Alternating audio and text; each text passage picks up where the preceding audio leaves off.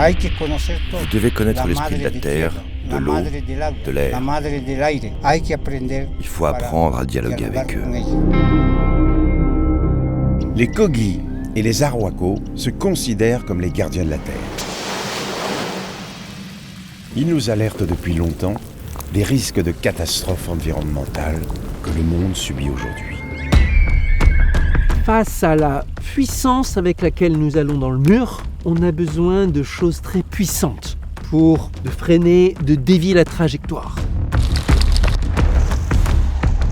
Est-il possible de croiser les savoirs des peuples racines et ceux de la communauté scientifique pour rétablir notre lien organique avec la nature ?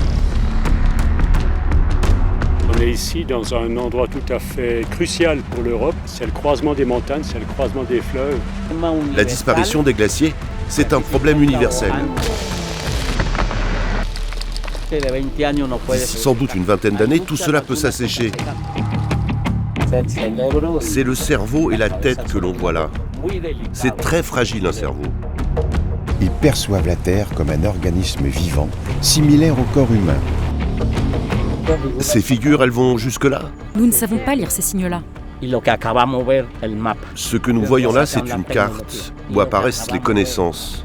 Elles ne sont pas mortes, non, elles sont vivantes.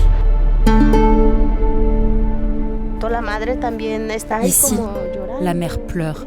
Elle est triste. Les paysages sont très beaux, mais on sent que la terre ne respire plus. L'objet de la mission, c'est voir si la science est-elle en capacité de s'ouvrir à d'autres regards.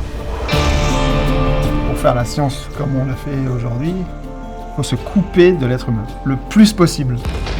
Et il y a bien deux sciences, c'est indiscutable. Mais nous, les sociétés indigènes, ce que nous cherchons encore et encore, c'est la paix. On ne peut pas avoir des conflits avec la nature, c'est pas possible, sinon on n'a rien compris. Shendukwa, c'est comme un frémissement qui vibre et qui est calme. Chikwakala, c'est ce qui fracture. C'est ce qui fait exploser les choses, exploser les montagnes.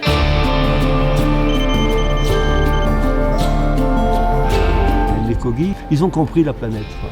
Nous, on est devenus tellement intelligents qu'on ne la comprend plus. La question est quelle est la chose la plus importante à vivre ? Notre réponse est de vivre en accord avec tout ce qui nous entoure, pour nous réaliser en tant qu'être humain sans détruire la nature. Improbable rencontre entre deux mondes, le dialogue est-il possible ?